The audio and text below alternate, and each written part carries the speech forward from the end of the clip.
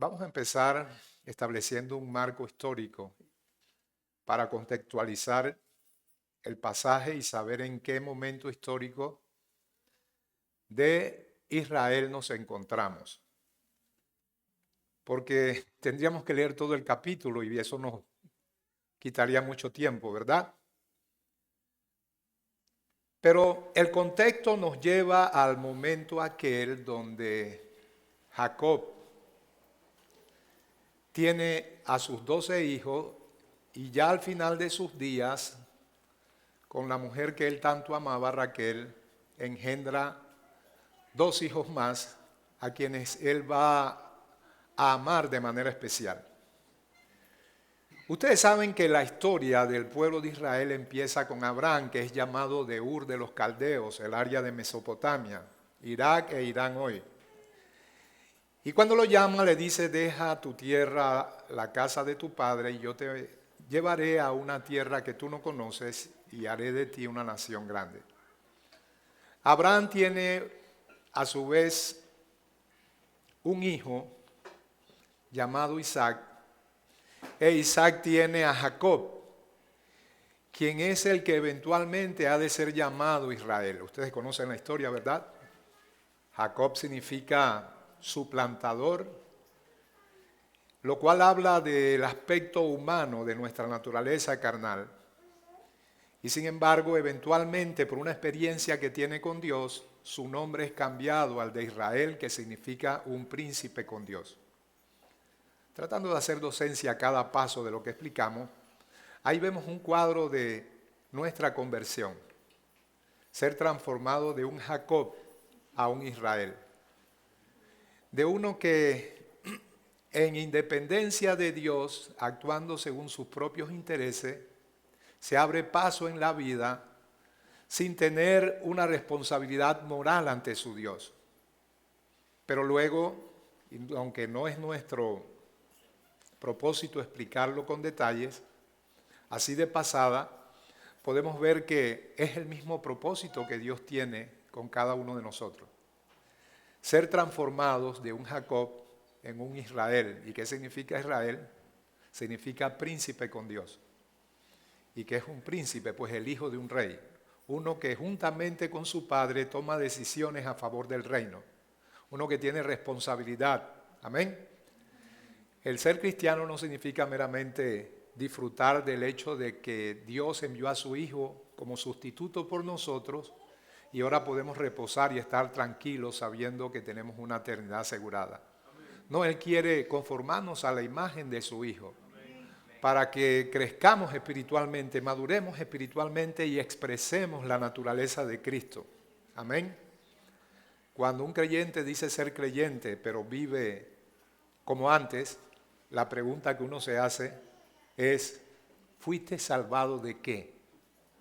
Porque la salvación no es solamente que yo creí, pasé al frente a hacer una oración de aceptación y luego pienso que soy salvo, sino que si en verdad lo he sido y he nacido de nuevo, conforme a lo que Jesús le dijo a Nicodemo, debe haber frutos de esa salvación.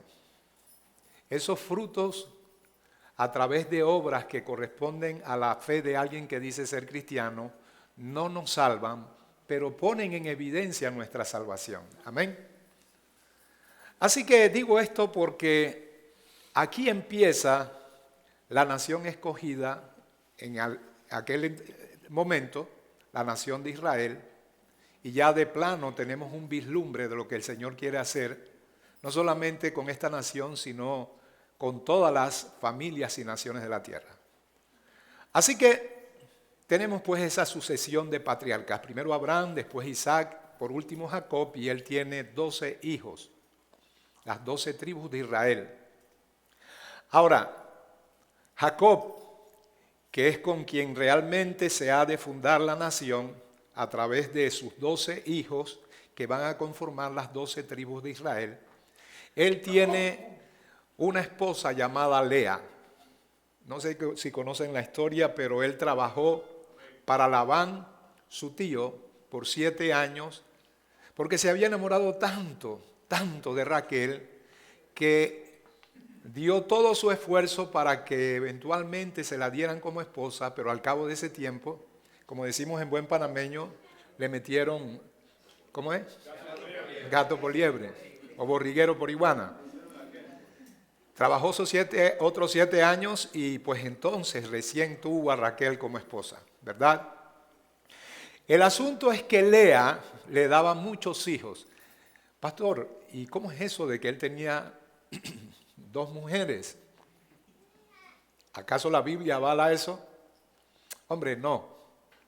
La Biblia es un libro sin editar, no esconde los errores de nadie. Ustedes buscan las biografías de hombres insignes y parecieran que son un deschado de virtudes. No hay defecto en ello. Eso no es real. Esa es una narrativa meramente humana. La Biblia nos muestra a los hombres tal cual como son. Si tu biografía estuviera en la Biblia, créeme que lo que tú escondes saldría a la luz. Y eso no desmeritaría el hecho de que Dios ha hecho una obra en tu vida, que va en proceso. Amén. El asunto es que en esa cultura donde los hombres, no por aval de Dios, pero tenían muchas mujeres, aquí está uno que tiene una mujer que no era la que él quería, se llama Lea, pero esta le provee de muchos hijos, algo muy preciado en aquellos tiempos, sobre todo en el Medio Oriente. Pero su amada Raquel es estéril y no le puede dar hijos. Sin embargo, también era costumbre que estas mujeres tenían criadas y las criadas servían como sustitutas para cuando ocurría que una mujer era estéril. Así que él le dice a Jacob, allégate a mi criada, a mi sierva Bila, porque yo no te puedo dar hijos, así a fin de que tengamos descendencia de ella. Y Jacob se entristeció y dijo, vamos a hacer el sacrificio, pues.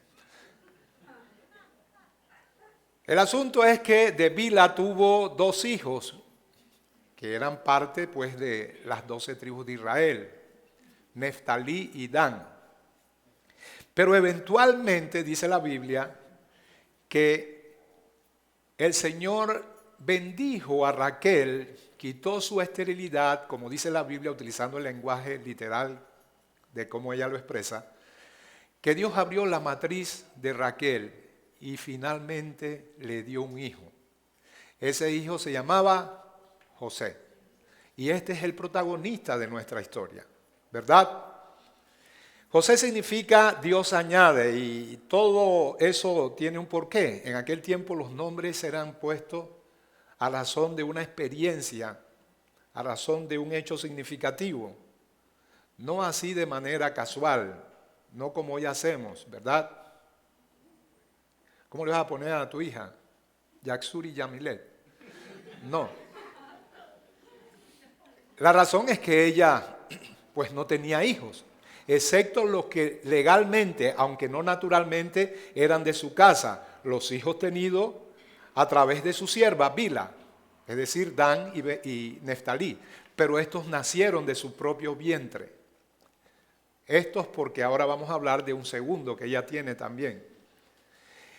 José nace entonces y ella siente que ha sido bendecida después de tanto suplicio de no poder concebir hijos y por eso ella exclama y dice, Dios me ha añadido un hijo, uno verdadero, uno nacido de mi vientre y le colocó el nombre de José. ¿Cuántos José hay aquí? Bueno, sepa que significa añadido, ¿no?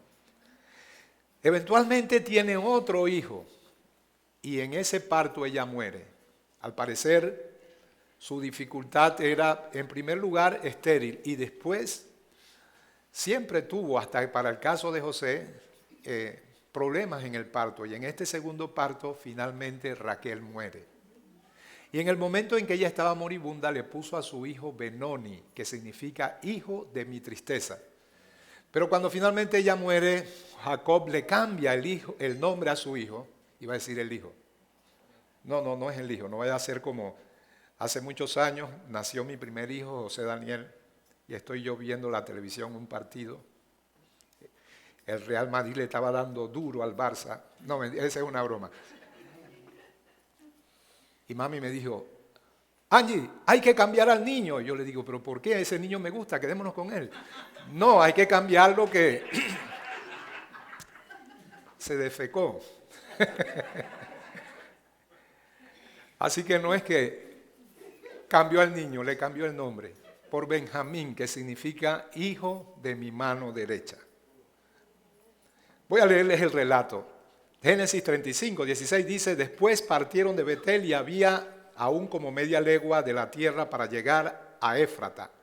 Cuando dio a luz Raquel y hubo un trabajo en su parto, y aconteció, como había trabajo en su parto, que le dijo la partera, no temas, que también tendrás este hijo, refiriéndose al hecho de que había tenido uno primero, José. Y aconteció que al salírsele el alma, pues murió, llamó su nombre Benoni, que significa hijo de mi tristeza, mas su padre lo llamó Benjamín, y así murió Raquel y fue sepultada en el camino de Éfrata, la cual es Belén.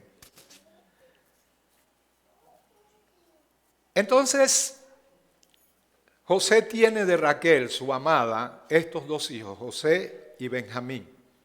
Y ocurre algo que suele ocurrir cuando los padres tienen a sus hijos ya en edad tardía, que los consienten mucho, manifiestan un tipo de afecto especial hacia ellos. Y repito, estas cosas están en la Biblia no como para que nosotros sigamos ese camino, sino para advertirnos de que no repitamos las cosas que son un error. Y él consintió mucho a José, en detrimento del afecto que debió prodigar también a sus otros hijos. Y eso fue contraproducente tanto para José como para los demás hijos, que desarrollaron envidia, porque este muchacho también era ingenuo. Dice la Biblia que, para colmo de males, Jacob viste a José con una túnica de colores. ¿Qué significa eso, pastor? Bueno, en aquel tiempo los vestidos no eran como hoy, donde aún tú sin tener mucho dinero, pero sí con mucho esfuerzo puedes hacerte de un vestido costoso, para farolear, como decimos los panameños. Pero en aquel tiempo las vestiduras eran rústicas, a menos que fueras un príncipe o estuvieras en un palacio. Bueno, Jacob se esforzó para que él tuviera un vestido que solamente utilizaban los príncipes, y con eso quería distinguirle por el resto de los demás hijos. No haga usted eso, No vista a su hijo, y estoy hablando en sentido figurado, distinguiéndolo del resto para crear envidia. No haga sobresalir el ego de su hijo por encima de los otros. Esto fue lo que ocurrió. Y miren lo que dice la Biblia. Que a causa de esto, sus hermanos, los hermanos de José, lo aborrecieron. Y no podían hablar con él amablemente. Aparte de eso, este muchachito era un poco petulante o quizás ingenuo, porque en un momento, porque había sido dotado por Dios, además, con un don especial para entender e interpretar sueños. Eso iba a ser un don espiritual que eventualmente iba a servir a los propósitos de Dios. Y en ese sueño dice la Biblia que él vio, y lo contó a sus hermanos, vio un manojo de trigo que se levantaba por encima de 11 manojos más. Esos 11 manojos, por supuesto, representaban a sus hermanos, pero en el sueño él era el manojo que se erguía por encima de sus hermanos. Y dice literalmente la Biblia, y le contó este sueño, y sus hermanos le aborrecieron más. Y luego tuvo otro sueño y se lo contó a sus hermanos. Y en este segundo sueño dice que el sol, la luna y 11 estrellas se inclinaban ante él. Imagínense, estaba labrando su propio destino. Pero era Dios detrás, Dios que es soberano, Dios que puede convertir el mal en bien, cosa que ni Satanás ni ningún ser humano puede hacer. Dios puede operar tras bambalinas para hacer que las cosas que aparentemente nos resultan incómodas o que vemos como una gran maldición, está el Dios soberano disponiendo cada circunstancia para nuestro mejor provecho. Porque dice la Biblia que a los que aman a Dios, todas las cosas, y todas las cosas es ¿qué cosa? Todas las cosas. Ese todo incluye todo y no deja nada afuera. Todas las cosas ayudan para bien a los que aman a Dios. Y hay que definir ese todo, ayuda bien, porque muchas veces en una teología incorrecta, a veces de pronto un hermano pierde un trabajo y alguien le dice, no te preocupes, que todas las cosas ayudan a bien para los que aman a Dios, y según su entendimiento es que ahora te va a ser dado un trabajo mejor remunerado que antes. Puede ser, pero no necesariamente. No hay garantías de promesas para comodidad en esta tierra, solo posibilidades. Lo que Dios garantiza es vida espiritual abundante, salvación y santificación. Con respecto a todas las cosas que emanan como virtudes de la obra salvífica de Jesús en el Calvario, todo eso, dice la Biblia, tú tienes un sí y un amén de parte de Dios para obtenerla. Todas las cosas ayudan a bien en cuanto al propósito de Dios. ¿Alguien sabe cuál es el propósito de Dios para cada uno de nosotros en Cristo Jesús? A los que antes conoció, también predestinó, ¿para qué? Para conformarlos a la imagen de su Hijo Jesús. Es en ese sentido que todas las cosas obran para bien. No me canso de repetir este testimonio. En la pandemia estábamos repartiendo comida y alguien me dijo, hombre, no temes contagiarte. Después corrigió y dijo, no te va a pasar nada, porque tú estás en la perfecta voluntad de Dios. Yo sé que la intención era buena, así que no le dije nada al hermano, pero reflexioné para mí adentro. ¿Será que por estar en la perfecta voluntad de Dios no puedo recibir daño físico? ¿No puedo cambiar mi situación de algo cómodo a algo incómodo? No es así. Porque si así fuera, podríamos decir entonces que los apóstoles no estaban en la perfecta voluntad de Dios, porque todos murieron, fueron martirizados. Estar en la voluntad de Dios es bueno y ojalá todos estuviésemos allí, pero tiene que ver con cosas enteramente espirituales. Así que no te sientas incómodo si la alacena está vacía, si el carro se te dañó, si ya no lo puedes pagar. No te sientas incómodo pensando que eres un cristiano de segunda categoría porque te han vendido la idea de que estar en buena lid con Dios es que todo a tu alrededor va a estar bien. Que en lugar de haber truenos y centellas y torrentes de agua cayendo sobre ti, estoy hablando figurativamente, lo que debe haber es un sol brillante. Que en vez de que los perros te muevan la cola o que te ladren, te muevan la cola. No, las cosas en torno a nosotros pueden estar mal. Los justos también padecen. Amén. Y también la Biblia dice que Él hace salir su sol y hace caer su lluvia sobre justos e injustos. El que tú seas prosperado no es un gancho de calificación, de aprobación de parte de Dios. Eso lo único que dice es que Dios es bueno. Lo que dice algo de ti es cuando tomas tu cruz, te niegas a ti mismo y sigues en pos de Jesús. Analiza tu cristianismo en virtud de lo que hay de aquí para adentro y no de lo de aquí para afuera, en el sentido de bienestar y prosperidad en esta tierra. Amén. Dios tiene un propósito y está comprometido con ese propósito, no con tu felicidad ni con tu bienestar, aunque Él también nos da muchas cosas buenas, no garantiza que así sea todo el tiempo. Podemos decir como Pablo, he aprendido a contentarme cualquiera sea mi situación, sé vivir en abundancia y sé vivir en escasez. Por todo y en todo he sido enseñado, así para estar saciado como para padecer hambre. Estas cosas son parte de nuestra experiencia humana, justos e injustos. Lo que te distingue es cuánto amas a Jesús, cuánto de Él se está manifestando en tu carácter, cuánto estás creciendo, cuánto estás madurando. Si ahorita las cosas están terriblemente mal, pero amas más a Jesús, amas más su palabra y aborrece más el pecado, date por bien servido porque la gracia de Dios está sobre ti. Y no estoy desalentándote para decirte que el cristianismo significa que de aquí en adelante todo va a ser aflicción. Solo estoy ponderando lo más importante. Lo otro puede ser o no puede ser. Hay cosas, hay momentos. Isaac fue uno a que todo le fue bien. Por eso su nombre Isaac significa risa. Ese hombre no padeció nunca. Jacob es otra cosa. Bien, entonces lo distinguió con una túnica de colores. Eso hizo enfurecer más a sus hermanos. Ellos sabían, Él tiene preferencia sobre nuestro hijo, por encima de nosotros.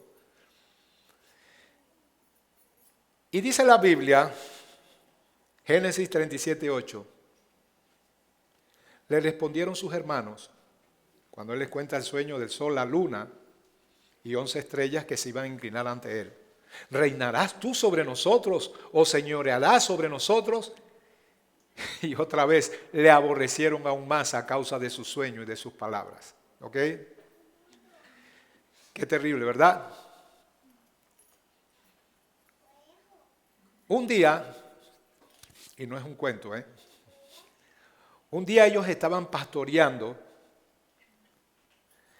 y dice la Biblia que José comenzó ya de muchacho a pastorear con sus hermanos, los hijos de Bilhá. Recuerden que Bilhá era la criada de Raquel, eran sus hermanos por parte de padre, pero no así por parte de madre, al menos no en términos biológicos, aunque legalmente eran sus hermanos.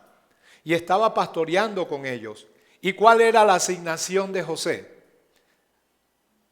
Miren la imprudencia de Jacob. José quería que le informara, es decir, que fuera de sapo, a informarle qué hacían sus hermanos porque eran muy traviesos estos. Así que otro motivo más para que los hermanos rechazaran con vehemencia a José.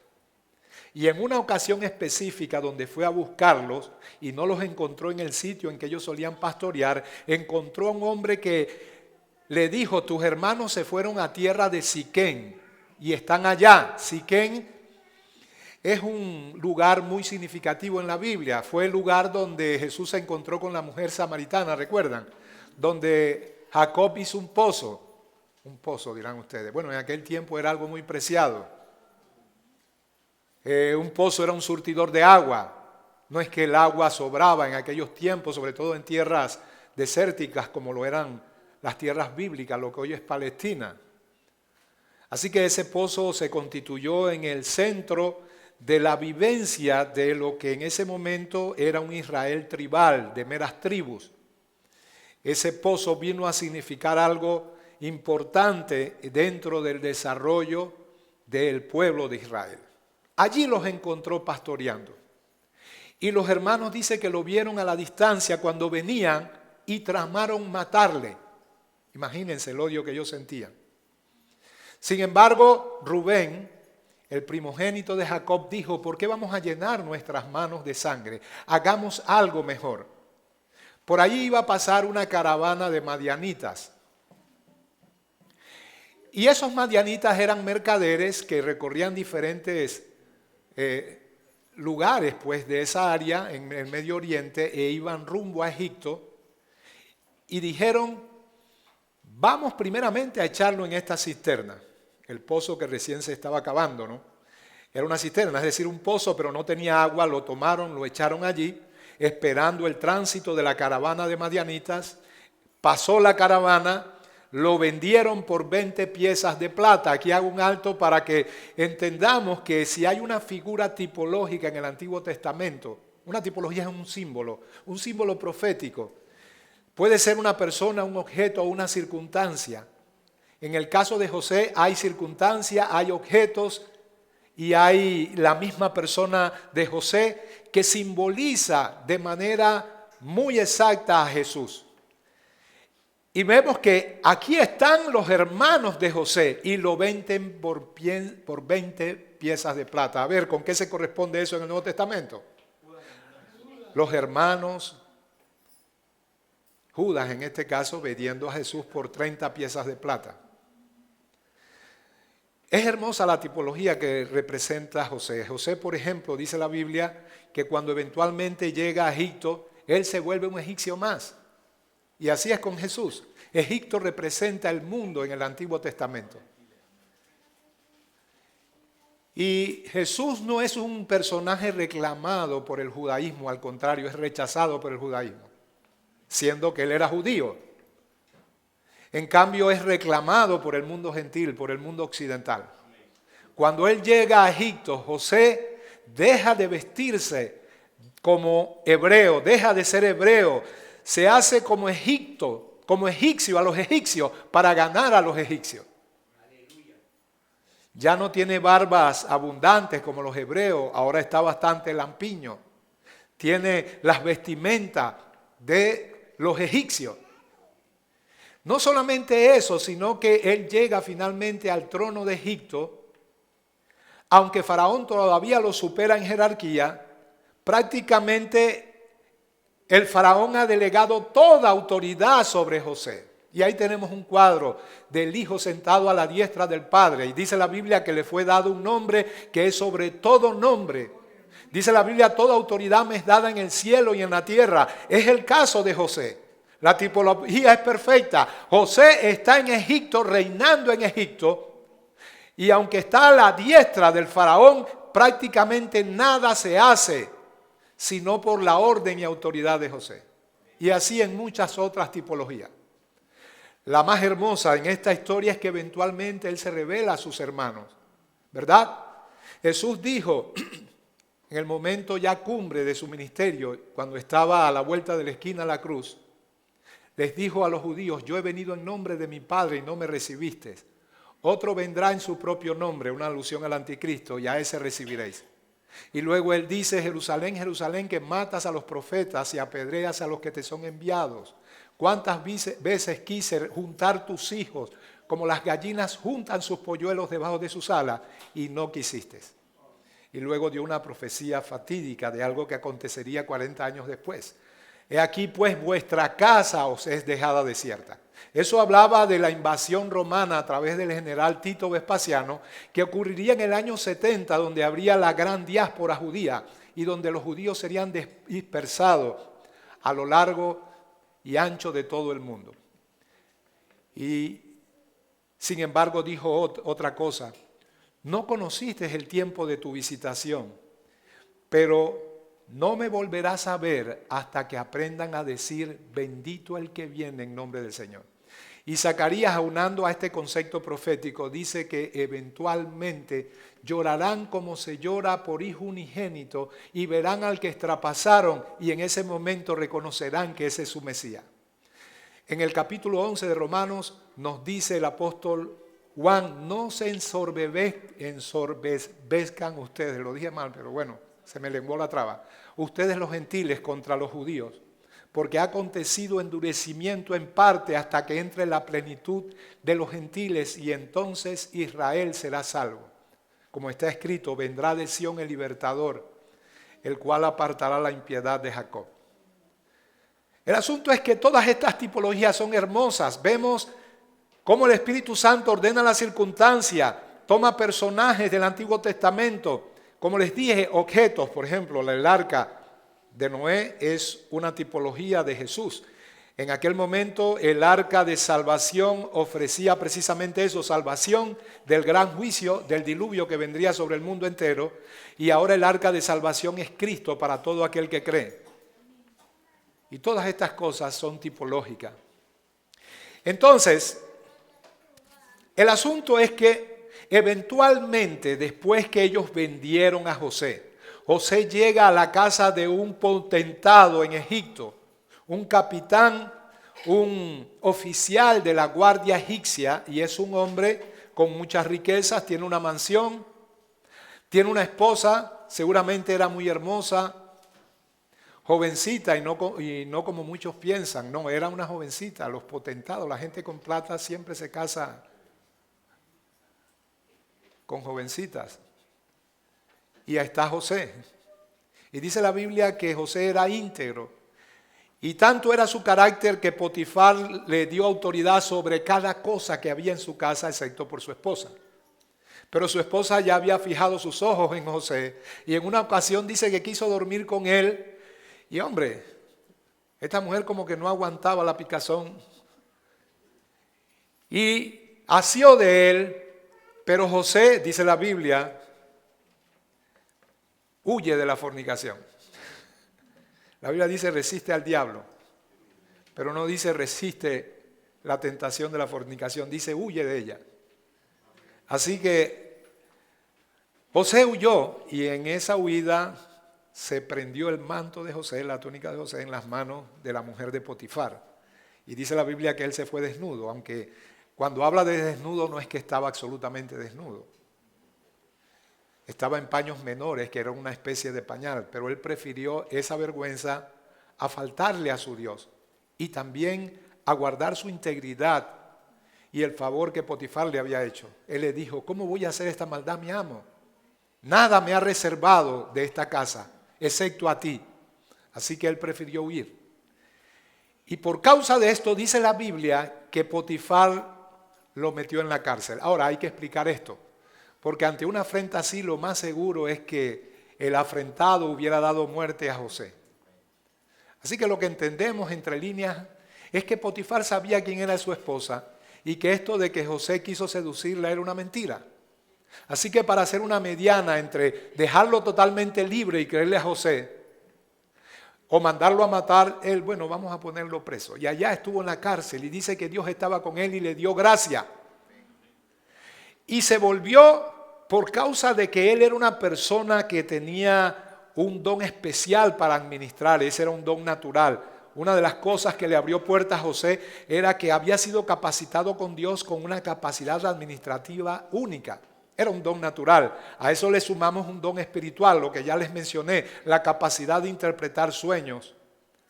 Y eso era muy significativo en el Medio Oriente aún hoy.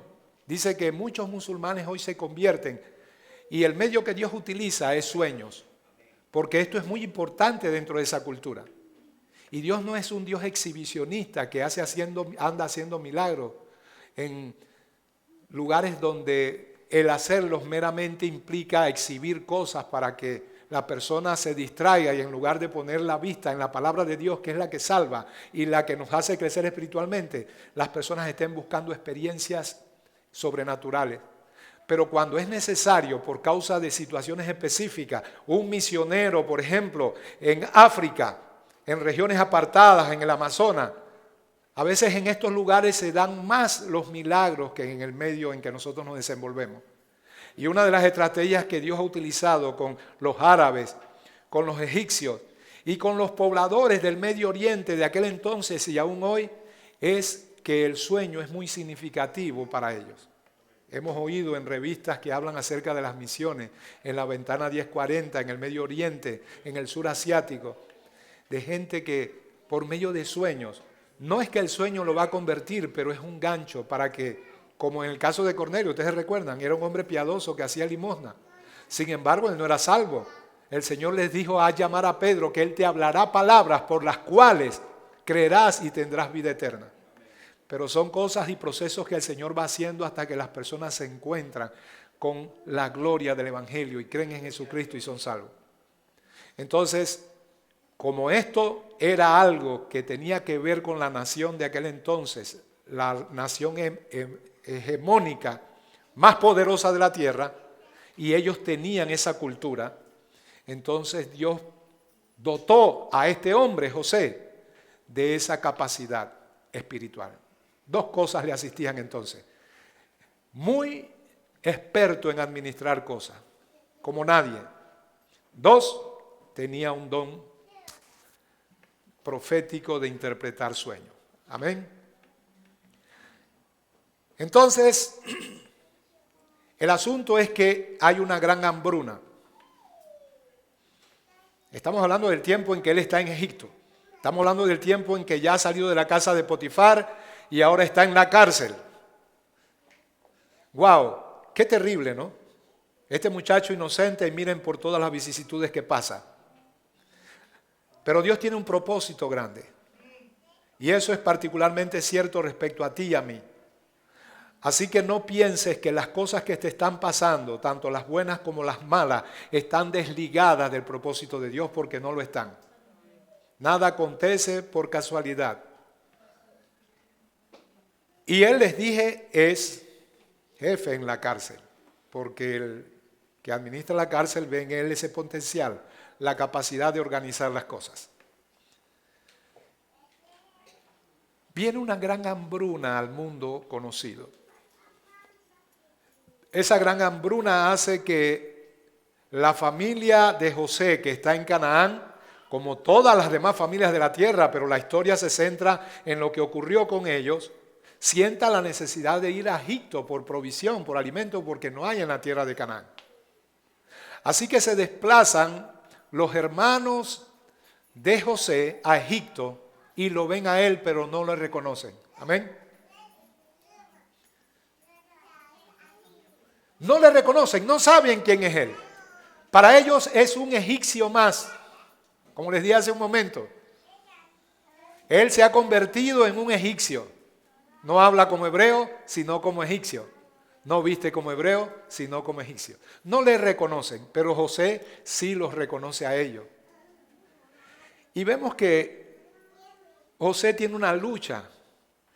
El recordar la traición de sus hermanos, el recordar que él fue arrancado jovencito del seno familiar, de un padre que le amaba entrañablemente, de ser sacado de su cultura, con todo lo que eso implica, el tipo de comida, el tipo de conversación, la nación que sirve al único Dios verdadero y ser llevado a una nación que adora a muchos dioses, con una cultura en todos los aspectos que podamos pensar diametralmente opuesta a la que él pertenece. Eso tuvo que ser una experiencia muy dolorosa. Y ahora están sus hermanos, los que le vendieron. Y él puede tomar ventaja y vengarse de ellos.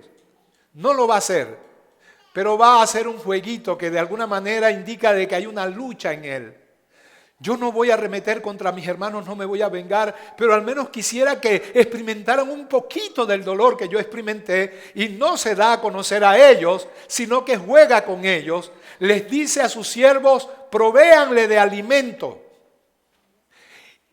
Incluso les da dinero, pero mientras los está atendiendo en la corte de Faraón, planea hacer algo. Le dice a uno de sus siervos, pongan en los sacos de trigo que ellos llevan la copa de oro del rey. Y todo con un propósito, hacerles la vida imposible. Que experimenten un poquito del dolor que él experimentó. Ellos se van y a cierta distancia en el trayecto llegan los guardias de José y los detienen. Y le dicen, creemos que ustedes son espías y que vinieron a espiar la tierra. Así que queremos examinar las cargas que ustedes llevan porque me temo que nos han robado. Y efectivamente abren los sacos de trigo y está la copa de José. Ellos están asustados, están ante el imperio más grande de la época. Están ante, no el faraón, pero el que tiene toda la autoridad para hacer y deshacer. Así que los traen de vuelta. Están muy temerosos. Entre ellos hablan y dice, seguramente estamos pagando las consecuencias del mal que hicimos con José hace muchos años. Es Dios dándonos el pago. El asunto es que José entonces le dice, miren, yo no los dejaré ir, me quedaré con uno de ustedes, pero ustedes tienen que ir a la casa de su padre y traerme al hermano menor que ustedes tienen. Imagínense, José había experimentado el dolor de haber o al menos creer que su hijo José, que había tenido con su amada Raquel, estaba muerto. Recuerden que lo echaron en una cisterna y luego lo vendieron a los madianitas. Y para justificar todo esto, que no se los conté, dice la Biblia que ellos tomaron las túnicas de José y la empaparon de sangre de un cabrito que sacrificaron y la llevaron donde Jacob, y Jacob dijo, ahora entiendo que mi hijo ha muerto. Seguramente una mala bestia lo devoró. Y todo este dolor por el hijo que él tanto amaba en su vejez. Pero tiene uno que para el tiempo en que José fue vendido era apenas un bebé, ahora es un niño. Y a él se está refiriendo José cuando le dice a sus hermanos, vayan a la tierra, yo voy a tener uno de rehén, pero ustedes me van a traer a Benjamín. Y esto lo hace entrar en angustia. Seguramente nos van a dar muerte a todos juntamente con Benjamín. Y mi padre va a morir, esto ya no lo va a soportar él en su vejez, la muerte de José y ahora su amado Benjamín, el único pequeñito que le queda.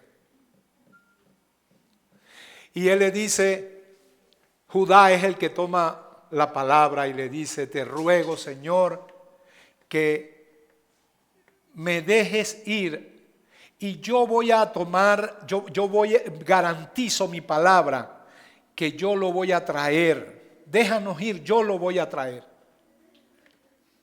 Van a la casa de Jacob.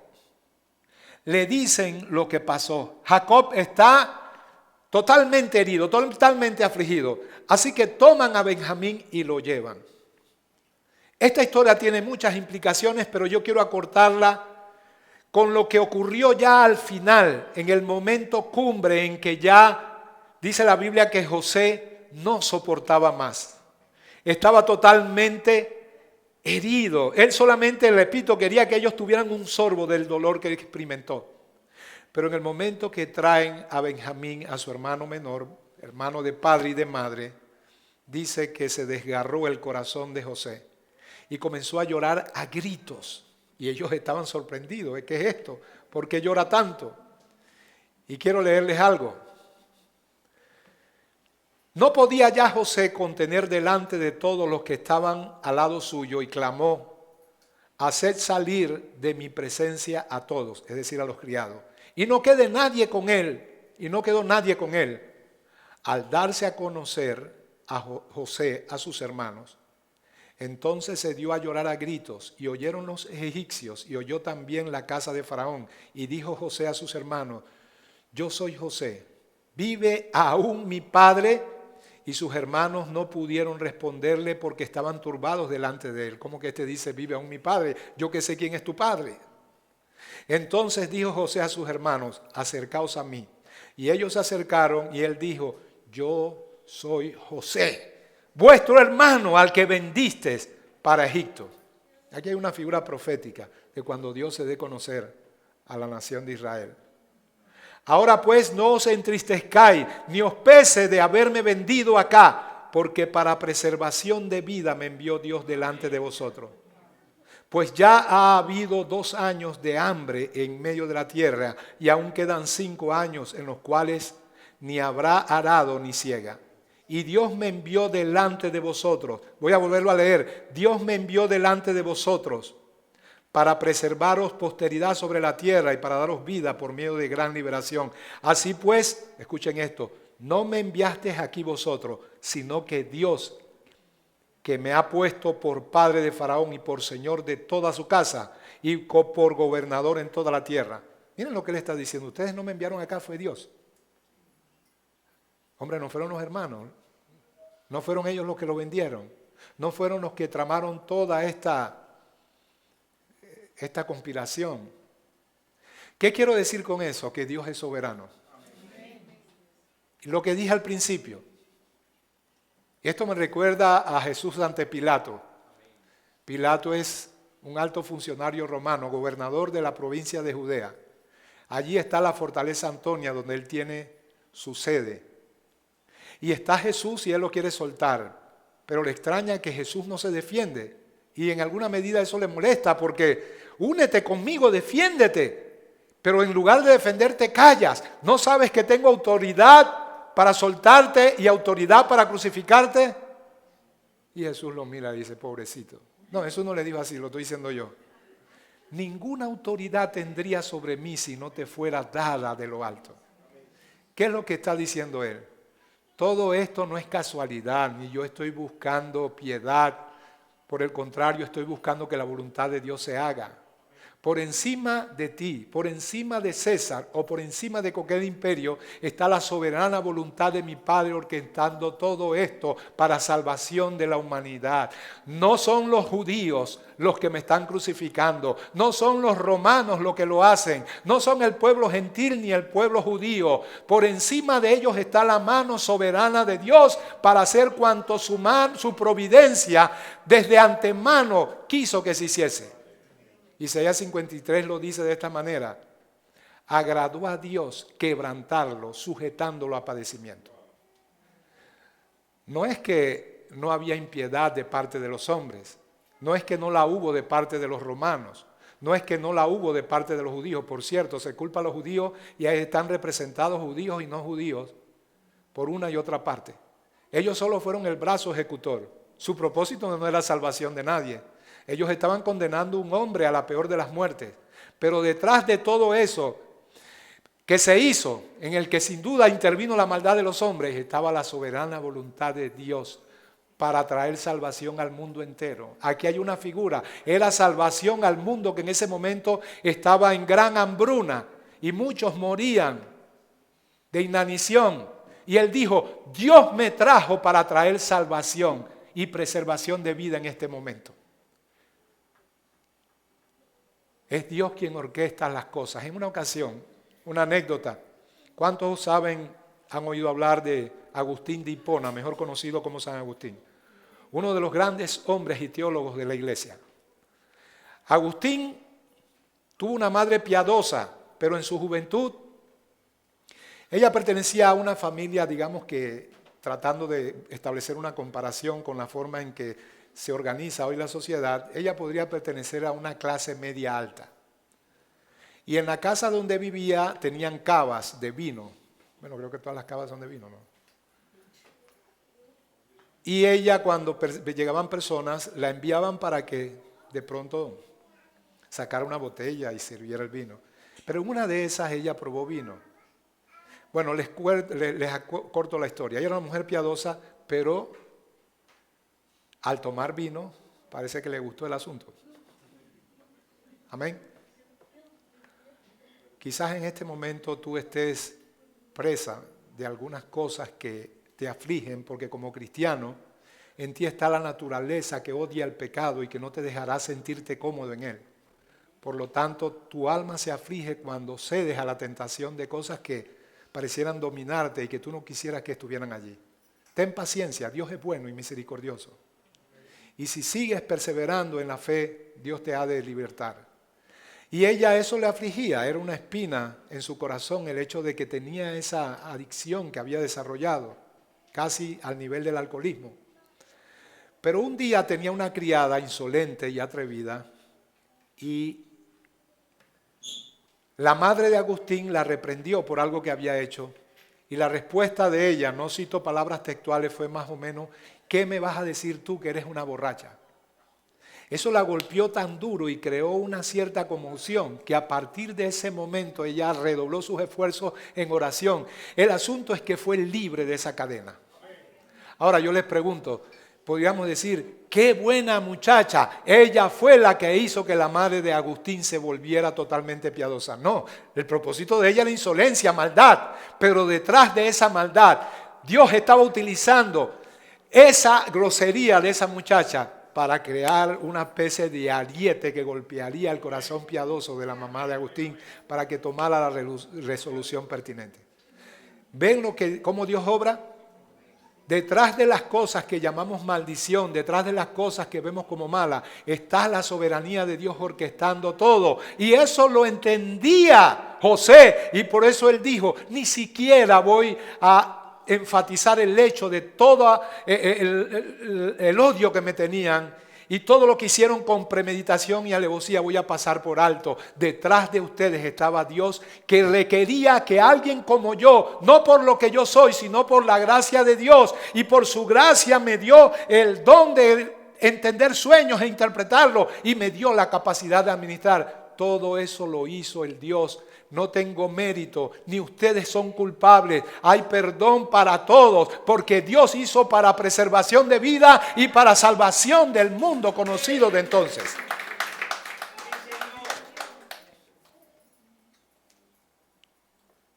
Así pues no me enviasteis acá vosotros, sino Dios. Amén. Yo no voy a tomar venganza, pero Él les dice: haréis pues saber a mi Padre toda mi gloria que está en Egipto. Y aquí vamos aterrizando. Lo que José les está diciendo es: van a regresar a Canaán, me van a buscar a mi papá, lo van a traer aquí, porque ya en acuerdo con Faraón, él ha destinado una tierra, la tierra de Gosén. Aquí ustedes comerán del fruto de la tierra en abundancia, ustedes tendrán todo. No se tienen que preocupar por vuestros enseres ni por nada. Todo está dispuesto para ustedes. Solamente háganle saber a mi Padre toda mi gloria en Egipto. Eso es lo que nosotros transmitimos. El Evangelio no es más que transmitir el hecho de que Jesús vive y reina y que en su gloria nos espera en el momento en que se cumpla lo que el Señor prometió.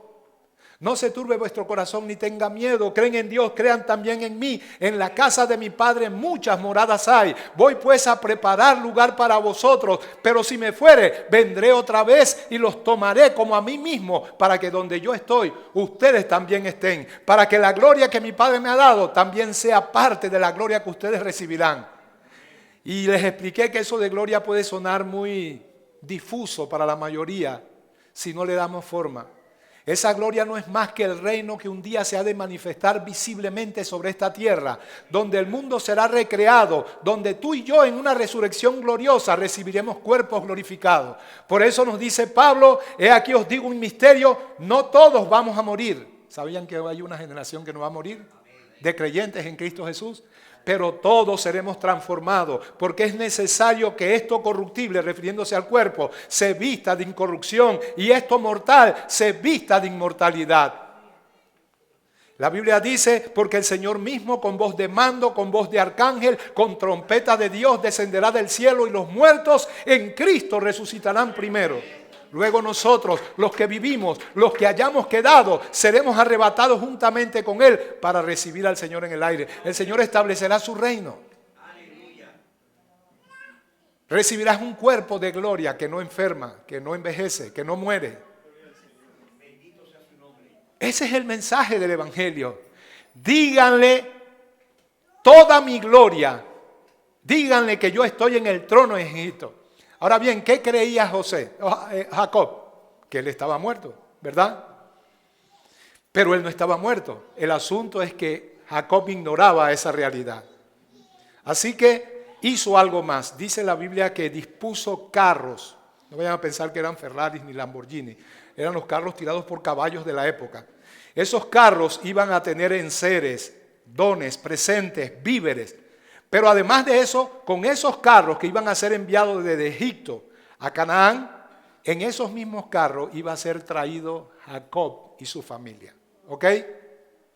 Y dijo Faraón a José, di a tus hermanos, haced esto, cargad vuestras bestias e id, volveos a la tierra de Canaán y tomad a vuestros padres y a vuestra familia y venid a mí, porque yo os daré lo bueno de la tierra de Egipto y comeréis de la abundancia de la tierra. Y tú manda, haced esto. Esta parte es la que yo quiero resaltar. Tomaos de la tierra de Egipto carros para que vuestros niños y vuestras mujeres y traed a vuestro padre y venid. ¿Ok? Ahora bien, estos carros, como les dije hace un momento, fueron enviados por José. ¿Qué indicaban esos carros? Esos carros eran la evidencia de que José no había muerto, sino que vivía. Y no solamente vivía, era señor absoluto en la tierra de Egipto, reinando como a nivel de Faraón. ¿Ok? Esos carros iban a ser enviados con presentes, dones y víveres. Y en esos mismos carros iba a ser traído Jacob y toda su familia. Dice la Biblia, y subieron de Egipto y llegaron a la tierra de Canaán a Jacob su padre y le dieron las nuevas, las buenas nuevas diciendo, José vive. Detengámonos aquí. ¿Subieron qué? ¿Y le dieron qué cosa? Las buenas nuevas diciendo, vive aún.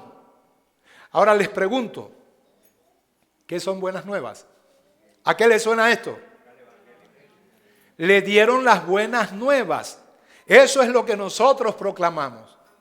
Las buenas nuevas. ¿Se acuerdan? La escena de Navidad, cuando los pastores estaban velando sobre sus rebaños en aquella noche, y dice que se aparecieron unas huestes de ángeles que decían gloria a Dios en las alturas, paz y buena voluntad para con los hombres. Y les dijo, he aquí os doy buenas nuevas de gran gozo, que será para todo el pueblo, que os ha nacido hoy en la ciudad de David. Por eso que los chiricanos dicen que Jesús nació en Chiriquí, porque dice que fue en la ciudad de David, o sea, en Belén, la ciudad del rey David. Un Salvador, amén. Dice que le dieron las buenas nuevas. Eso es lo que nosotros proclamamos, las buenas nuevas. Y en síntesis, las buenas nuevas es Él vive. Oye, ese era un estribillo muy popular entre nosotros los cristianos. sobre todo en los 70 y los 80. A cada momento decíamos, Él vive. Me pregunto si todos sabíamos lo que estábamos diciendo. Él vive. Lo que decíamos con eso es, Él es un Dios vivo, no es un Dios muerto, es un Dios cercano, no lejano. Él no es como los demás dioses que tienen ojos y no ven, oídos y no oyen. Él no es como los dioses paganos. Él es uno que aunque murió al tercer día, suelto los dolores de la muerte, se levantó porque era imposible que fuese retenido por ella. Estamos hablando de un Dios vivo y por lo tanto puede también darte vida a ti. Ese es el mensaje del Evangelio. Aquí tenemos otra tipología, la tipología del Evangelio. Es decir, estos hombres que habían experimentado de primera mano ver a su hermano José reinando en Egipto, vestido de ropas espléndidas, con diadema sobre su cabeza. Ellos no lo escucharon de otro, personalmente lo vieron, así que fueron testigos de lo que vieron, no de lo que oyeron. Pedro nos va a decir lo que hemos visto y oído, las cosas que entre nosotros han sido ciertísimas, tocante al verbo de vida, porque la vida era con Dios y se nos ha manifestado, y por eso testificamos a todo hombre, para que ellos tengan comunión también con nosotros, y nuestra comunión es ciertamente con el Padre y con su Hijo Jesucristo. Nosotros somos testigos. Tal vez no has visto a Cristo caminando físicamente con Él, pero la experiencia del Espíritu Santo de alguien que lo busca es tal que Pablo va a decir, miren, desde ahora en adelante a nadie conocemos según la carne, dando a entender nuestra experiencia y conocimiento de Dios es más profundo ahora por el Espíritu Santo que el que tuvieron los apóstoles que caminaron físicamente con Él sin entender nada. Así que la experiencia de un cristiano es la de ser testigo presencial, por eso está dispuesto aún a dar su vida por este evangelio. Amén. Tristemente muchos no predican como si fueran testigos porque se han alejado de la presencia del Espíritu Santo y lo que tienen es letra muerta en su mente y en su corazón. Y dieron las nuevas diciendo José aún vive. Escuchen esto.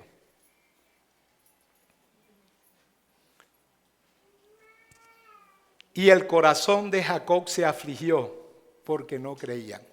Un balde de agua fría. Te ha pasado a ti, me ha pasado a mí.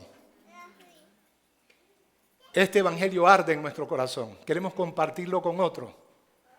Básicamente le estamos diciendo, hay un Dios vivo que quiere hacer algo por ti. En primera instancia, salvarte de la condición inherente a tu naturaleza humana. Naciste como pecador, estás destituido de la gloria de Dios. Tu final no será una eternidad con Cristo, sino fuera de la gloria del Padre. Porque como pecador, eso es lo que mereces. Sin embargo, Él vive. Y vive porque al tercer día, después que pagó el precio de nuestros pecados, siendo nuestro sustituto, recibiendo en la cruz lo que nosotros debimos recibir, nos justificó por la fe. Nada más que para ver rostros indiferentes, y ese fue el caso que ellos experimentaron, le dieron todas las buenas nuevas a Jacob diciéndole, tu hijo vive. Y el corazón de Jacob se afligió porque no creía. Qué triste es predicar con mucho entusiasmo el evangelio y la respuesta es, la gente no cree. Wow. La reacción de la gente parece ser solamente de indiferencia. No creen. Es frustrante, ¿verdad? La Biblia dice respecto a esto, pero si nuestro evangelio está encubierto, entre los que se pierden está encubierto, a los cuales el Dios de este siglo, se está refiriendo a Satanás, cegó el entendimiento de los incrédulos para que no les resplandezca la luz del evangelio de la gloria de Cristo. Déjenme leérselo en una traducción del lenguaje actual y no clásico. En este caso, nueva traducción viviente. Si las buenas noticias que predicamos están escondidas, solo están ocultas de la gente que se pierde. Satanás, quien es un Dios de este mundo, ha cegado la mente de los que no creen, son incapaces de ver la gloriosa luz de las buenas noticias del Evangelio. No entienden este mensaje acerca de la gloria de Cristo, quien es la imagen exacta de Dios. Así que, ¿cuál fue el resultado? Se les enfrió el guarapo, todo este entusiasmo se vino abajo. Tu hijo vive y el resultado es incredulidad. Amén. Pero sin embargo, sigue diciendo,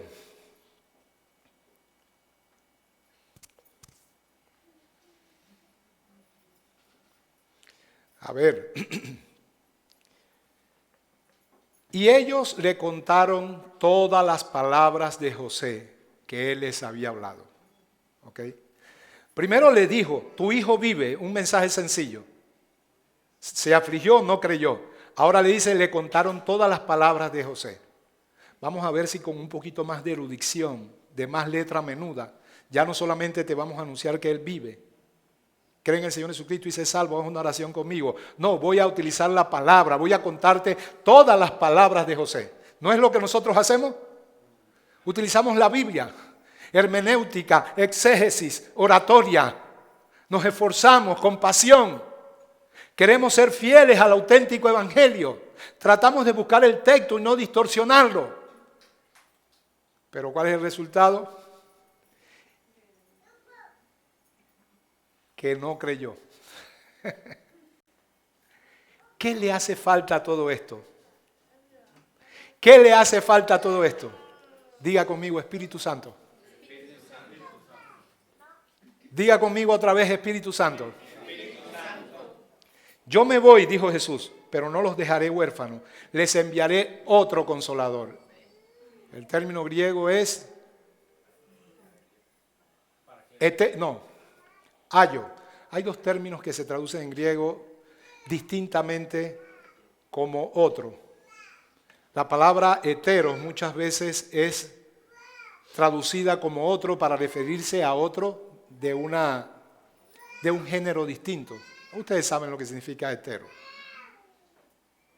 Una mezcla heterogénea significa que está compuesta de cosas diferentes. Una mezcla homogénea es que es una sola unidad, una sola esencia química. Aquí Él nos dice que les voy a enviar a otro distinto a mí, otro igual a mí, del mismo peso, de la misma gloria, el Espíritu Santo. Me voy y ninguno de ustedes pregunta dónde voy. Antes, porque os he dicho estas cosas, tristeza ha llenado vuestro corazón, pero les conviene que yo me vaya, porque si no me fuere el Consolador no vendría, pero si me fuere os lo enviaré. Cuando Él venga, Él convencerá al mundo de pecado. Amén. De pecado por cuanto yo voy al Padre. ¿Qué significa eso? Significa yo tengo un tiempo limitado en esta tierra. Estoy circunscrito a un cuerpo, estoy circunscrito a un tiempo perentorio y estoy circunscrito a una región geográfica. Recuerdan que Él dijo, no he sido enviado sino a las ovejas perdidas de la casa de Israel. Por si no lo sabía, el ministerio del Señor Jesús estaba limitado al pueblo judío. Uno que otro gentil tuvieron contacto con Él. Pero eventualmente esto explotaría. Por eso Él dijo, si el grano de trigo no cae a tierra y muere, queda solo. Pero si muere, lleva mucho fruto. En otras palabras, yo soy ese grano de trigo, utilizando la metáfora de una semilla, en este caso el grano de trigo. El grano de trigo puesto en un lugar, no pasa nada con él.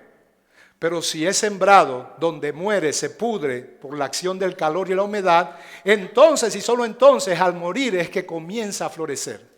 Él está diciendo, esto va a florecer, va a fructificar, va a explotar, es cuando yo vaya a la cruz, después de lo cual vendrá la predicación del Evangelio. Eso es lo que él estaba diciendo. De manera que si él estaba circunscrito a un tiempo, a un cuerpo y a una región geográfica, por eso él dijo, les conviene que yo me vaya, porque el Espíritu Santo hará en el corazón de manera interna lo que yo no puedo hacer ahora. Cuando Él venga, Él me glorificará. No se glorificará a sí mismo, tomará de lo mío y os lo hará saber. Esa es la experiencia cristiana, que no es adscribirse a una religión con una serie de códigos de conducta. El cristianismo se basa en una experiencia real de conversión. Jesús le dijo a Nicodemo, tienes que nacer de nuevo. Y ese nacer de nuevo está muy relacionado con lo que vamos a leer ahora, porque dice que cuando Jacob vio los carros que fueron enviados de Egipto, su espíritu revivió. A ver, ¿cómo se nace de nuevo? Bueno, yo acepto a Cristo, repito una oración y nazco de nuevo. No depende de ti. Amén. Como tampoco dependió de ti nacer biológicamente. Tú no tuviste parte alguna en ese nacimiento biológico. Jesús le dijo a Nicodemo, necesitas nacer de nuevo. ¿Cómo se puede hacer eso? El viento, una alusión al Espíritu Santo. El neuma, sopla de donde quiere y oye su sonido. Un ejemplo nos sirve para que lo entendamos.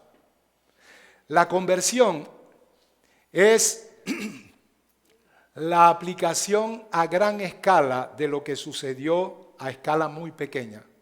¿Cuándo? Cuando María fue visitada por el ángel Gabriel y le dijo: concebirás y darás a luz un hijo y llamarás su nombre Jesús, porque él salvará a su pueblo de sus pecados. ¿Cómo puede hacerse esto? Yo no conozco varón. Aquí está lo que es cierto respecto a cómo iba a nacer el Hijo de Dios y lo que también es cierto respecto a cómo nacen los hijos de Dios. El ángel le dijo: esto no es de hombre, esto no es humano. El Espíritu Santo vendrá sobre ti y el poder del Altísimo te cubrirá con su sombra. Por lo cual, es decir, por el hecho de que quien va a engendrar en ti va a ser el Espíritu Santo. Por eso, el santo ser que nacerá de ti será llamado Hijo de Dios. Es la misma forma en que nacen los hijos de Dios, a través de la predicación del Evangelio. Pero en última instancia no es el predicador, el vocero de las buenas nuevas, aunque Dios requiere que lo hagamos. Pero detrás de eso, si no está el Espíritu Santo, quien es el que alumbra el corazón del que no conoce a Jesús, para que ahora lo vea en toda su gloria, para que crea en Él, para que caiga a tierra, estoy hablando de algo físico, en su corazón, y quede deslumbrado por la gloriosa belleza y santidad de Jesús y diga: ¿cómo no me hablaron a mí de esto? Y ahora el Espíritu Santo engendra en ti una nueva criatura que es conforme a Jesús. Es el nuevo ser que nace y que eres llamado hijo de Dios porque naciste de Él, del Espíritu Santo. El ser hijo de Dios, y a veces esto es chocante, no es una experiencia humana natural. Tú no naces siendo hijo de Dios, eres criatura de Dios. Como yo siempre he dicho, este piano alguien lo diseñó y lo fabricó, pero quien lo hizo no es el padre de ese piano, es el creador, y esto es creación de Él. Ser hijo implica que tú tienes la naturaleza y los genes de aquel que te engendró. Y Juan capítulo 1 dice: más a los que le recibieron, a los que creen en su nombre, a estos dio potestad de ser hechos hijos de Dios.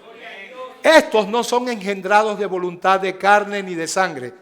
Esos términos carne y sangre lo único que significan es: su origen no es de hombre alguno, sino que son engendrados de Dios.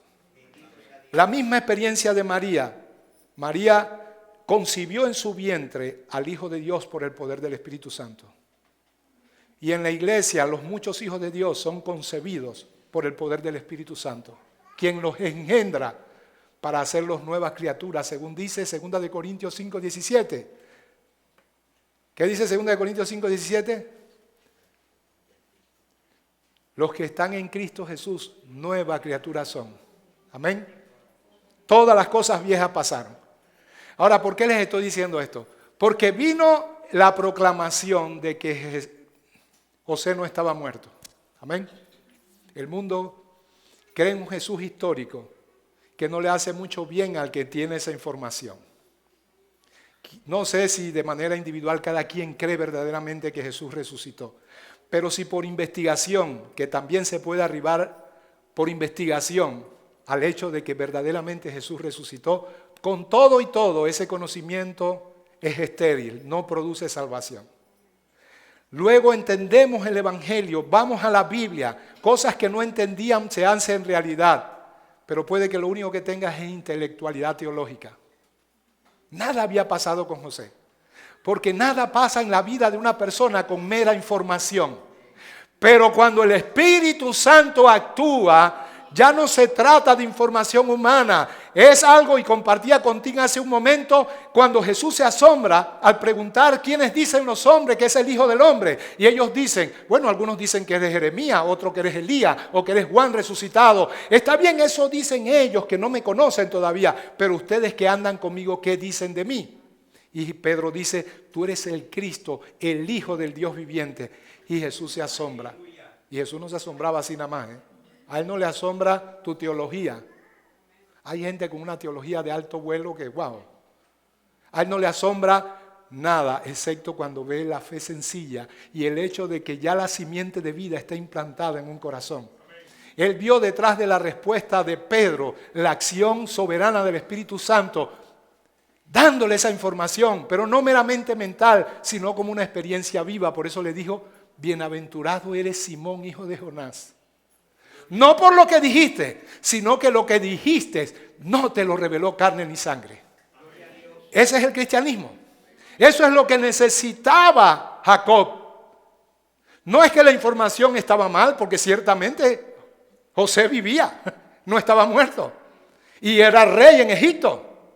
No porque le explicaron todas las palabras que José les había comunicado. Pero aquí es donde está el punto de inflexión que hace toda la diferencia. Dice, entonces, y viendo Jacob los carros que José enviaba para llevarlo, su espíritu revivió. Estos carros es una muy oscura y difícil de interpretar, pero como quiera, es una tipología del Espíritu Santo. Escúchenme, el Espíritu Santo dice la Biblia que son las arras de nuestra herencia. ¿Saben lo que son arras, verdad? Garantía, un down payment, un adelanto. Aquí está el novio que le da a la novia o a la familia las arras.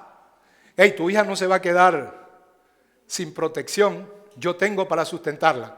Pero esto es solo un adelanto. Es un pequeño sorbo de toda la herencia que yo tengo. Dice la Biblia que el Espíritu Santo es las arras de nuestra herencia. En otras palabras, cuando una persona nace de nuevo, nace por el Espíritu Santo y sabe, que entiende y conoce a Dios. Tiene comunión con Dios a través del Espíritu Santo. Y el Señor dice, eso es un adelanto de la herencia futura que vas a heredar cuando yo venga. Amén. Así que el Espíritu Santo no solamente es el adelanto, las arras de nuestra herencia, sino que Él fue enviado para vestir a la novia. ¿Quién es la novia? La iglesia. Para adornarla. Hombre, voy a decirlo de manera más literal. Para darle dones, capacidades. Dice la Biblia que Jesús, subiendo a lo alto, llevó cautiva la cautividad y dio dones a los hombres, y a unos constituyó apóstoles, a otros profetas, evangelistas, pastores y maestros. Y todo esto lo dio para la edificación del cuerpo de Cristo. Esos carros estaban llevando presentes, regalos, víveres, todo lo que necesitaba Jacob y su familia para el regreso de vuelta a la gloria y majestad de Jacob. El Espíritu Santo es el que te prepara, es el que te embiste de capacidades, de dones. A todos nos fue dado un don. Tu deber es ponerlo en ejecución y hacerlo crecer. Amén. Amén. Es como cuando Abraham envía a Eliezer, su criado, para que busque a la esposa ¿de quién? De Isaac. Y Eliezer es enviado y se encuentra con Rebeca, ¿verdad? Y les da presente y la adorna y alhajas. Y ahora ella tiene que dejar la casa de su padre para ir por fe, enamorada de alguien que todavía no ha visto ni conoce. Y en el camino, ¿qué es lo que hace Eliezer? Eliezer no habla de sí mismo, no se glorificará a sí mismo. Él vino para glorificarme a mí. Él tomará de lo mío y os lo hará saber. ¿Qué hace Eliezer en el camino? Él no habla de sí, él se anula totalmente. ¿De quién habla? De Isaac. Isaac es así. Y Isaac es asá. Y en el camino hay peligros y hay cosas difíciles de afrontar, pero Eliezer está ahí para proteger a la novia. Su compromiso es tomar novia para Isaac. Y él se comprometió con eso y él tiene que instruir y discipular a la novia acerca de quién es aquel con quien se va a casar. Y ella sale sin saber exactamente quién es. Dice la Biblia, a quien amamos sin haberles visto. ¿Por qué? Porque aunque no le hemos visto, el Espíritu Santo nos instruye y nos hace amar a alguien que históricamente no hemos visto, pero que conocemos en nuestro interior. Porque el Gobel de Dios, el Eliezer de Dios, en los carros enviados para agasajar a la novia, están allí para dotarnos y llenarnos de dones. Y entonces, no solamente el Espíritu Santo hace eso. Es el down payment, el adelanto, las arras de nuestra herencia. Es el que nos provee de dones es el que también nos lleva a la casa del Padre. Quiere decir que cuando Él vio los carros le pusieron en evidencia: oye, sí, mi hijo vive y es rey en Egipto.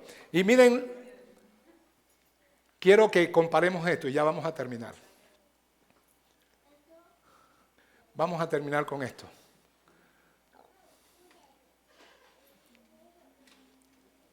Miren lo que dijo Pedro.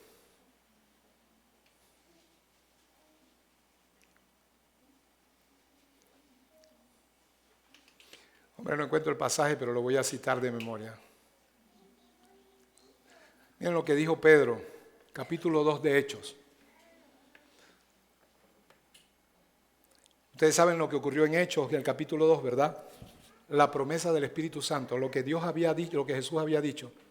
No los voy a dejar huérfanos, les enviaré el Espíritu Santo. Ustedes saben que estaban reunidos en el aposento alto y Él les había dicho: no hagan nada, no me prediquen, no sanen, no hagan nada, quédense ahí tranquilitos orando, porque dentro de no muchos días yo les enviaré la promesa. Y en un momento dice la Biblia que estaban todos reunidos, unánimes juntos, y escucharon un viento recio que soplaba y que llenó toda la casa. Y de pronto se le aparecieron lenguas repartidas como de fuego, asentándose sobre la cabeza de cada uno de los discípulos, y comenzaron a hablar en otras lenguas según el Espíritu les daba que hablase. Y habían alrededor de ese lugar gente de diferentes lugares, judíos prosélitos, de la dispersión, pero todos judíos, del Partos, Medas, Elamitas, del Ponto, Capadocia y de todas las regiones adyacentes, y que los oyeron y decían: estos están borrachos, unos, otros pues estaban magnificando a Dios por las cosas que ellos hablaban. Y Pedro tiene que levantarse y decirle: ellos no están borrachos, son las 9 de la mañana apenas. Esto es lo dicho por el profeta Joel: en los postreros días derramaré de mi espíritu sobre toda carne, y vuestros hijos y vuestras hijas profetizarán, y vuestros ancianos soñarán sueños. Los jóvenes tendrán visión. El asunto es que Pedro les va a explicar: esto es lo dicho por el profeta Joel. Ustedes mataron al autor de la vida, crucificándole en la cruz, en acuerdo con Pilato, mas Dios le levantó de los muertos, y exaltado a la diestra del Padre ha derramado esto que vosotros ves y oís. ¿Qué era esto que vosotros ves y oís? Díganmelo. La acción del Espíritu Santo. El Espíritu es invisible, no se ve. Pero la acción fue la llenura del Espíritu Santo y el hecho de que ellos hablaban en lengua. Amén. Así que Dios le había prometido a Jesús que Él enviaría el Espíritu Santo, pero para eso Él debía cumplir con varias cosas: morir, resucitar, ascender y entronizarse a la diestra del Padre. En otras palabras, cuando Él estuviera a la diestra del Padre, entonces el Espíritu Santo sería enviado. ¿Qué es lo que está diciendo Pedro? Pedro está diciendo: la prueba de que Él es el reina, la prueba de que Él está a la diestra del Padre en gloria, es esto que vosotros ves y oís. No sé si pueden establecer el parangón. La prueba de que Él reina, la prueba de que está en Egipto en gloria y es Señor sobre toda la tierra, es estos carros enviados para llevarte de vuelta al lugar donde Él está, para que tú participes de su gloria. Lo que te estoy diciendo es que no puede haber cristianismo sin Espíritu Santo. Fuera del Espíritu Santo todo es letra muerta. Fuera de la experiencia vivificadora del Espíritu Santo no hay cristianismo auténtico. Él es el que sopla de donde quiere y da vida a aquel que está muerto en sus delitos y pecados. Él es el que abre el entendimiento para que veamos a Cristo y lo entendamos. Él es el que reveló a Pedro que ese es el Cristo, el Hijo del Dios viviente, y que el Señor le dijo: eres feliz y bienaventurado, porque esto no es una experiencia que obtuviste meramente de modo intelectual. Es mi Padre, lo reveló a tu corazón. Es el Espíritu Santo el que nos adorna con capacidades para que las ejercitamos dentro de la comunidad cristiana. Y es Él el que nos está preparando a través de la disciplina para llevarnos a la patria celestial. Amén. Él está representado por esos carros que, además de ofrecerte dones y regalos, también te prepara para llevarte de vuelta a donde está José reinando en gloria. El Espíritu Santo de Dios es la clave de todo esto. Amén. compartía, no recuerdo con quién, pero les decía que todo esto lo anunciaron los profetas en diferentes facetas. Primero, Moisés se sentía aturdido con tanta faena, cargado, 2 millones de judíos y él solamente como líder. Y su suegro le había dado un buen consejo. Le dijo, hazte de un liderazgo, 70 ancianos. Ese consejo era bueno, pero saben que no bastaba. Aún con los 70 él no hubiera podido lidiar. Porque a ese consejo le faltaba algo más, le faltaba Espíritu Santo. Luego el Señor le repite lo que su suegro le dijo, pero le añade algo más. Hazte de 70 ancianos, hazlo traer al tabernáculo que yo pondré del Espíritu que está en ti, el Espíritu Santo en cada uno de ellos. 12 quedaron en la tienda, acudieron todos los demás. Josué, que era celoso de las cosas de Dios, va donde Moisés y le dice, Moisés, allá 2 que no obedecieron tu orden y se quedaron en sus tiendas. Sin embargo, ellos, como estos otros que sí acudieron, están profetizando en tu nombre por el poder del Espíritu Santo. ¿Quiere que vaya y los haga callar? Y Moisés le dice, muchacho, no sabes lo que estás diciendo. ¿Tú crees que yo quiero resplandecer como el líder? No, yo estoy aquí porque Dios me puso. Pero ojalá todo el pueblo de Dios fuera profeta. Ojalá todos tuvieran el Espíritu Santo. No era para aquel tiempo. Y lo que expresa Moisés es solamente un deseo nada más. Más adelante el deseo se vuelve profecía. ¿Qué diferencia hay? Bueno, un deseo es algo que el hombre quiere, pero no necesariamente va a cumplir. Pero una profecía es algo que Dios comunica a los hombres que se ha de cumplir en algún momento. Así que hay un nuevo paso. Primero deseo, ahora se convierte en una profecía. Joel, yo derramaré llegará un momento en que yo voy a derramar de mi espíritu sobre los creyentes. Sobre toda carne. No es cuestión de que habrá un líder superior. Todos los voy a llenar del Espíritu Santo. Todo el que quiera venir, beba de mí. Pero todavía no tiene cumplimiento, es profecía. Pero llega Pentecostés. Llega Pentecostés y lo que fue un deseo que se transformó en profecía, ahora se transforma en realidad. Por fin lo prometido por Dios, bajo las condiciones por Él estipuladas. Tienes que vencer en la tierra, tienes que morir, resucitar y cuando seas exaltado a mi diestra, entonces yo enviaré el Espíritu Santo. Y Pedro se levanta y dice, Él está en el trono, Él está reinando. ¿No se les parece al mensaje de los hijos de Jacob? Él vive, este es el Evangelio. José está en el trono y vive. Les hablaron todas las palabras. Ahora ha derramado esto que vosotros veis y oís. Pero eso fue en el siglo I. ¿Qué de ahora? ¿Qué de ahora? ¿Por qué nuestras palabras no encuentran cabida en los corazones? Dije al principio, muchas veces no testificamos. ¿Saben lo que es testificar? Es hablar de lo que he visto. Testificar no es hablar de algo que sé por información de segunda y tercera mano. Yo los investiré de poder para que sean mis testigos. Significan gente que ha visto y que ha tenido experiencia de primera mano. Está bien, no caminamos con Jesús, pero por el Espíritu Santo puedes tener una experiencia tan real como la de los que sí caminaron con Jesús. Por eso es que a veces no hay poder en nuestra predicación y no hay poder en nuestras palabras. ¿Qué nos falta? Volver a nuestras raíces, a la senda antigua, a hacernos compañeros del Espíritu Santo. Vete a una montaña y tírale piedras hacia el cielo y dile, yo no quiero carro, no quiero casa, quiero el Espíritu Santo sobre mí. Si eres creyente, ya está sobre ti. Quiero corregirme a mí mismo. Pero una cosa es que esté, porque el que no tiene el Espíritu de Cristo no es de Él. Y otra cosa es ser lleno de Él. Amén. Y un secreto para ser lleno de algo es que ingieras aquello. ¿Sabes? Cuando una persona se emborracha, es controlado por aquello de lo cual se llena. Tiene que llenarse, ¿verdad? Un traguito a lo mejor te pone ahí en Sonti. Pero tienes que llenarte para poder borracho. ¿Y qué significa que estás borracho? Que estás controlado por algo que has ingerido. Ingiere esta palabra en oración y con el Espíritu Santo y serás controlado por estas palabras. Eso es llenura del Espíritu Santo. El otro aspecto visible queda para una enseñanza ya más depurada dentro de la iglesia, si hablas o no hablas en lengua. Pero llenura del Espíritu Santo significa que puedes vivir santamente porque quien te controla es el Espíritu Santo. No es saltar ni brincar, los sapos también brincan, dijo mi pastor en una ocasión. No es gritar solamente, los raperos gritan más duro que tú y que yo y no tan llenos del Espíritu Santo. Es ser controlado por el Espíritu Santo de Dios. Amén. Gracias te damos, Señor, por tu palabra. Padre, gracias, Señor, porque lo enviaste para beneficio de nosotros. Porque el Espíritu Santo nos fue dado, oh Señor.